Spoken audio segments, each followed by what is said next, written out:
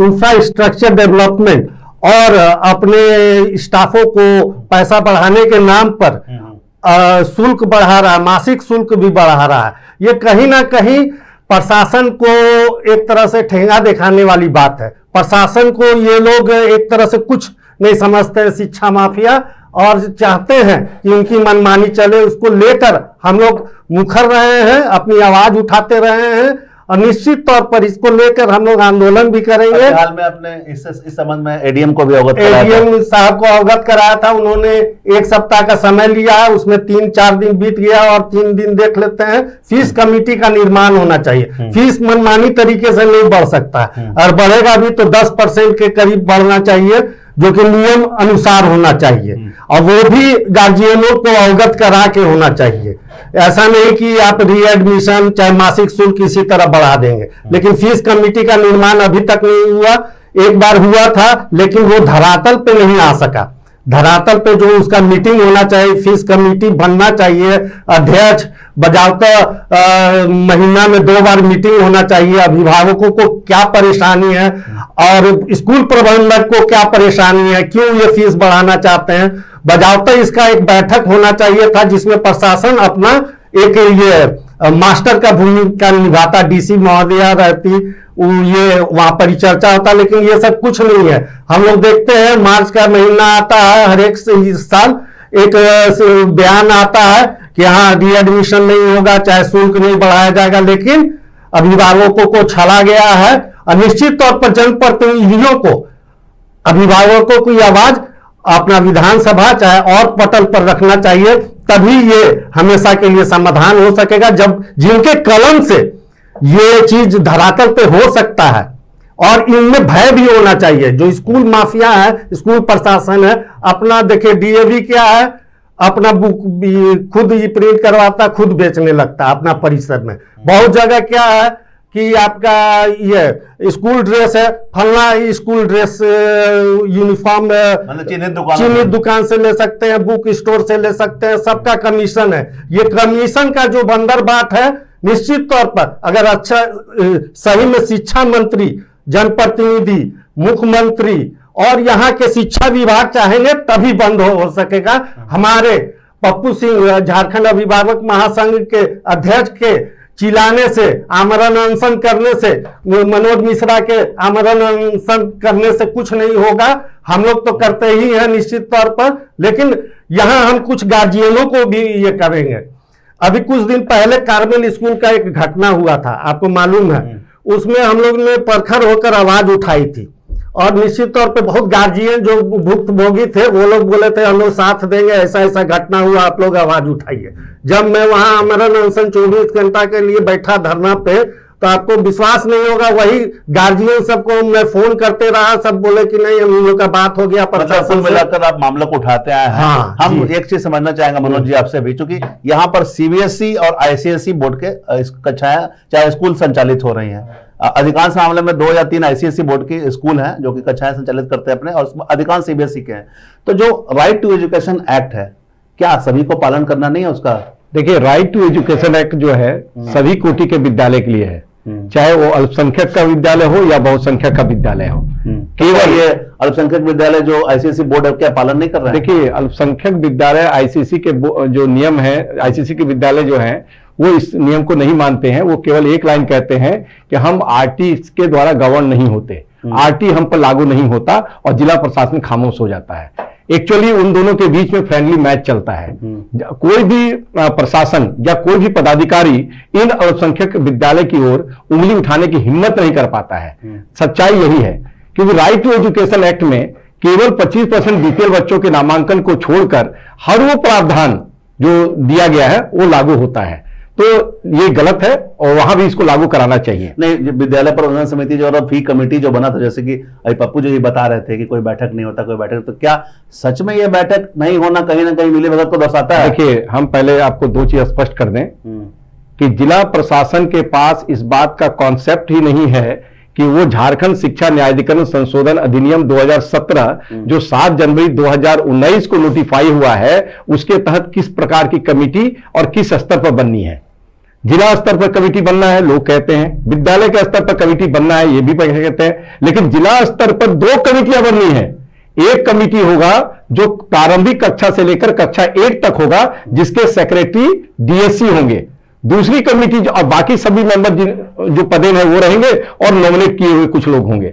दूसरी committee class 9 से लेकर 12 तक की होगी, जिसके सेक्रेटरी जो होंगे वो डीओ होंगे। तो यह स्पष्ट पहले मैं कर देना चाहता हूं कि यहां पर 2 कमेटी का बात है। तो अभी क्या, अभी तो एक ही कमेटी है, 2 कमेटी तो है ही नहीं। देखिए, पिछली बार जो कमेटी बनी थी वो एक ही कमेटी बनी थी। कौन सेक्रेटरी है, कौन क्या है, कब नोटिफाई हुआ, कौन कौन उसमें मेंबर है, यह कभी सार्वजनिक हुआ ही नहीं। तो दूसरी कमेटी तो बात ही नहीं है। दूसरी कमेटी की बात ही नहीं है। और रही बात विद्यालय के स्तर पर, तो विद्यालय का अपना वेबसाइट है, उस वेबसाइट पर भी प्रावधानों के आलोक में कमेटी का गठन करके सार्वजनिक होना चाहिए था। विद्यालय के स्तर पर भी कोई कमेटी नहीं बना। और एक बात बता दूं, बात होती है कि 10% से अधिक बढ़ा सकते हैं। 1% भी बढ़ाने के लिए स्कूल बनी कमेटी, जो स्कूल का सर्वा होता है, पूरे संचालन की व्यवस्था देखता है, वो एक प्रपोजल अपने विद्यालय की जो कमेटी है उसके सामने रखेगा इस एक्ट के तहत। और वो जब उसका अनुमोदन कर देगा तब वो फीस बढ़ा सकते हैं 10% से कम तक। लेकिन 10% से अधिक अगर फीस बढ़ाना है तो उस प्रपोजल को जिला के स्तर पर लाकर, मनोज जी, आपको जैसे आपने बताया कि 10% फीस बढ़ोतरी, तो अंतराल क्या होना चाहिए फी बढ़ोतरी का? देखिए, कम से कम 2 साल, 2 साल में 10% बढ़ा सकते नहीं। उसको बढ़ाने के लिए जो मानक तय किए गए उस मानक पर उनको दिखाना पड़ेगा, नो प्रॉफिट नो लॉस के आधार पर उस मानक को तय करता है। अगर उनको लगता है कि आवश्यकता है और अभिभावक को संतुष्ट कर पाते हैं तभी वो फीस बढ़ेगी, अगर आवश्यकता नहीं है तो फीस नहीं बढ़ेगी। तो स्कूलें जो फी बढ़ा रही हैं और अभिभावक मजबूर है देने के लिए, तो ऐसे में क्या? देखिए, इसमें अभिभावक भी अपने ही कारण से ब्लैकमेल होते हैं, क्योंकि साल भर सोए रहते हैं। जरूर उनको इस बात की चिंता होती है कि रीएडमिशन होगा, फिर हमको इतना पैसा लगेगा। देखिए, इसका कैलकुलेशन अभिभावक को पहले से करना चाहिए। और अभिभावक कहते हैं कि हमें नेतृत्व नहीं मिलता, हमें किसी का सहयोग नहीं मिलता, तो उनको खुद मुखर होकर सामने आना होगा और नेतृत्व करने के लिए हम लोग तैयार हैं। वो जब आएंगे तभी तो नेतृत्व होगा। अब स्कूल जो है, जैसे आपने बताया, वो सामने आएंगे तो होगा, लेकिन कभी कभी क्या होता है, अभिभावकों के सामने डर रहता है कि बच्चे उनके पढ़ रहे हैं, कहीं प्रताड़ित ना हो। अभी स्कूल भी ये स्कूल भी एक चलाकी कर रहा है, रीएडमिशन ना करके किसी, जैसे कि अभी पप्पू जी ने बताया, अन्य मदों में वो पैसा मांग रहा है। तो ऐसे में कैसे रेक्टिफाई कर पाएंगे? 2 चीज है। ये बात स्पष्ट है कि जो सुविधाएं विद्यालय के द्वारा बच्चों को दी जा रही है, उन सुविधाओं के मद पर जितना खर्च आ रहा है वो बच्चों की संख्या के आधार पर बंटवारा करके उतना ही पैसा लेना है। जैसे शिक्षण शुल्क जो होता है मासिक, वो टीचर और स्टाफ को सैलरी देने के लिए एक ऑडिट हो जाए, जितने उसके यहाँ शिक्षक हैं और कर्मचारी हैं उनको टोटल सैलरी कितनी दी जारी करेगा, यह ऑडिट जिला प्रशासन का ये कमेटी करेगी। तो जिला प्रशासन की कमेटी 2 साल से बैठी हुई है, जिला मनमानी हो रहा है। वही तो कह रहे हैं कि जिला प्रशासन में भी डमी के ये कैंडिडेट नहीं, अभी वहां नहीं जा रहे हैं। वो जो कमेटी जो है, उस कमेटी में भी विद्यालय में जो बता रहे हैं वो सही बता रहे हैं कि ऐसे पेरेंट्स वहां हैं जो डमी हैं, जिनको कोई नियम कानून नहीं पता। जैसे एक डीएवी कोयला नगर के पेरेंट्स हैं जिनको खुद अपने स्कूल के संबंध में कोई जानकारी नहीं। दूसरा किड्स गार्डन के पेरेंट्स हैं, जैसा मुझे उसको भी कोई पता नहीं। तो ऐसे डमी कैंडिडेट वहां आते हैं और अभिभावक उनका विरोध नहीं करते हैं। उसके कारण जैसा वो नहीं चाहेंगे कभी भी, क्योंकि झारखंड शिक्षा न्यायाधिकरण में जो 2008-9 में जो फैसला आया था, जिस आधार पर, जिस मानक के आधार पर तय हुआ था, वो मानक यही था कि जो सुविधाएं आप दे रहे हैं, नंबर ऑफ स्टूडेंट से भाग दीजिए, पता चल जाएगा उस पर कितना आ रहा है खर्च, और नो प्रॉफिट नो लॉस पर उसको काम करना है। लेकिन अभिभावक मुखर नहीं होते, जिसका नुकसान उन्हीं को होता है, और प्रशासन उनके साथ साठगांठ करके विद्यालय के साथ उनको प्रशासन की मिलीभगत से इंकार नहीं किया जा सकता। बिल्कुल, प्रशासन के मिलीभगत, खास करके शिक्षा विभाग के मिलीभगत, उनकी चुप्पी और अभिभावकों की शांति के कारण स्कूल है, सबसे पहले प्रशासन उसका ऑडिट करवाए, कितना उसका स्टाफ है, कितना खर्चा है, नो प्रॉफिट नो लॉस में ये होना चाहिए। लेकिन अब इसको शिक्षा माफिया सब व्यवसाय बना दिए, सब चीज में उन लोगों का अपना धांधली चल रहा है, किसी का बात नहीं सुनना। डीओ डीएससी कागज पे रहते हैं, लेकिन सही में अगर अनुपालन करे अपने हक का, अपने कलम की ताकत का, तो ये सब समस्या नहीं आएगी। अगर अभी तक फीस कमेटी बना रहता तो ये सब समस्या। तो अभी आप लोग जैसे लगातार मुद्दा उठा अभी आप लोग का क्या स्टेप होगा ताकि जो स्कूलों की मनमानी हो उसको नक्कल कसा जा सके? अभी फीस कमेटी अगर नहीं बनता है अगर बन जाता है और सही में बनता है तो उसका रेगुलर मीटिंग हो और उसमें सही सदस्य बने। जब तक मान लीजिए फीस कमेटी का काम नहीं होता है तो झारखंड विभाग महासंघ की तरफ से आप लोगों का क्या रोल होगा अभी झारखंड शिक्षा न्यायाधिकरण अधिनियम 2017 के तहत तो इनको फीस कमेटी बनाना ही होगा। अगर ये कमेटी नहीं बनता है तो हम लोग तत्काल झारखंड शिक्षा न्यायाधिकरण में शिकायत दर्ज कराएंगे और इसके लिए जिला प्रशासन को भी चिन्हित करके वहां से आदेश कराएंगे और ये कमेटी का गठन होगा। नहीं, जैसे कि मैंने जिला शिक्षा अधीक्षक से बात करी थी तो उन्होंने कहा था कि फीस कमेटी बन गई है, बैठकें नहीं हुई थी लेकिन अब बैठकें शुरू हो जाएगी। हम दिखाते हैं आपको, एक मिनट अपने दर्शकों को हम दिखलाते हैं। जिला शिक्षा अधीक्षक ने निजी स्कूलों की मनमानी और रीएडमिशन को लेकर क्या कुछ कहा था, उसके बाद हम अपने अतिथि को भी दिखाएंगे कि किस प्रकार से उन्होंने बातें कही थी। इसके बाद बैठक जो स्कूल समिति है, उसी समिति का पावर है स्कूल में सभी तरह का जांच करके इस पर डिसीजन लिया जाएगा। तो अभी क्या रीएडमिशन लेना है निजी विद्यालय को, ऐसा कुछ आदेश है क्या? ऐसा तो कोई आदेश नहीं किसी रीएडमिशन लेना है। जैसा मंत्री महोदय के द्वारा भी बताया गया था कि रीएडमिशन फी इलीगल है, तो इस संबंध में यही इसमें जानकारी है। बाकी हम लोग इसको स्कूल समिति में रखेंगे, वहाँ पे जो डिसीजन होगा वो फिर सभी स्कूल की बात होगी। कुछ अभिभावकों की शिकायत आए क्या कि स्कूलों द्वारा मनमाने तरीके से फी वसूली जा रही है रीएडमिशन के नाम पर या किसी अन्य नहीं, अभी तक वैसा कोई रीएडमिशन या इस तरह का संबंधित कोई अभिभावक का शिकायत नहीं है। शुल्क समिति की बैठक लास्ट 2022 में हुई है, उसके बाद से कभी कंप्लेन इस तरह की आई नहीं है। इस बार कंप्लेन आ रही है तो हम लोग बहुत जल्द इस पर बैठक करेंगे। अच्छा, फी बढ़ोतरी के नियम क्या है? स्कूल और निजी विद्यालय फी बढ़ाते हैं तो कितना दायरा में कितना बढ़ सकता है? 2 वर्ष में मैक्सिमम है कि 10% से कम बढ़ाना है। अगर 10% से ज़्यादा बढ़ा रहे हैं तो जिला स्तर जो शुल्क समिति है वो उससे परमिशन लेने के बाद ही बढ़ा सकते हैं। तो वैसे विद्यालय जो 10% से अधिक बढ़ाए होंगे, हाँ, परमिशन के कार्रवाई होगी? बिल्कुल कार्रवाई होगी। उसमें पेनल्टी का भी नियम है, ये आयुक्त के स्तर से इसमें कार्रवाई होती है। देखिए, तो जैसा कि जिला शिक्षा अधीक्षक ने बताया, उन्होंने स्पष्ट कहा, आप लोगों भी नहीं सुना, कि अगर उनके पास शिकायतें आती है तो कार्रवाई होगी। रीएडमिशन या जो फी बढ़ोतरी करने हैं 2 साल में ही करने हैं और 2 साल में भी उनको विद्यालय जो स्कूल समिति बनी है उससे परमिशन लेके ही करने हैं। और ऐसी कोई शिकायतें मिलती है तो जैसा कि उन्होंने बताया, आपने भी सुना कि 50,000 से लेकर 2.5 लाख तक के जुर्माने का प्रावधान है। तो क्या अभिभावक सही में शिकायत कर रहे हैं? देखिए, कोरोना काल में चूंकि कुछ पुरानी जो कमेटी थी, कोरोना का भी भेंट हो गया और उस वक्त अभिभावक महासंघ भी सक्रियता थोड़ी कमी हुई, लेकिन उस समय हम लोग ने 30 से 35 कंप्लेन मैंने स्वयं करवाया था अभिभावकों से, लेकिन कभी उसकी सुनवाई नहीं हुई।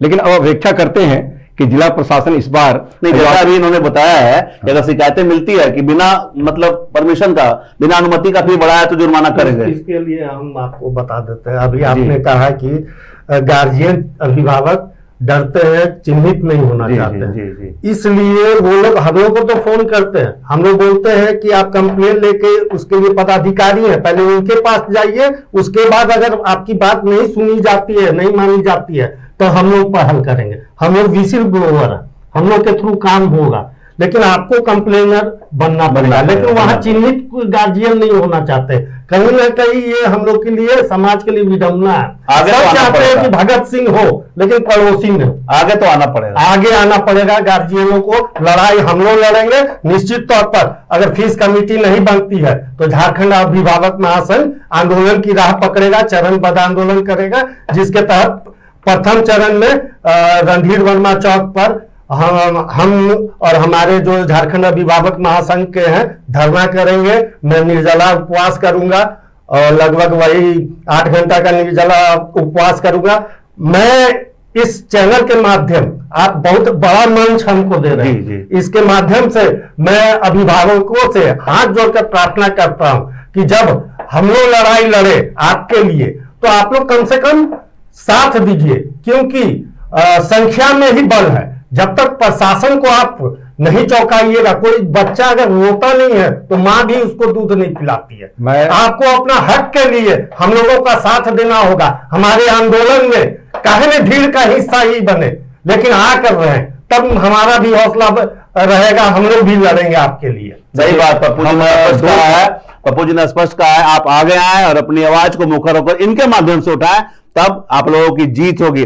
मनोज जी, एक चीज हम समझना चाहेंगे, जैसा कि फी बढ़ोतरी में हम लोग लगातार बात कर रहे हैं, ये जो निजी स्कूल है वो चिन्हित दुकानों पर जो किताब लेने के लिए मजबूर करते हैं, ये कहां तक जायज है? देखिए, ये बिल्कुल व्यवसायीकरण है और ये झारखंड शिक्षा न्यायाधिकरण के आदेश 2008 में जो आया उसका पूर्णतः वायलेशन है।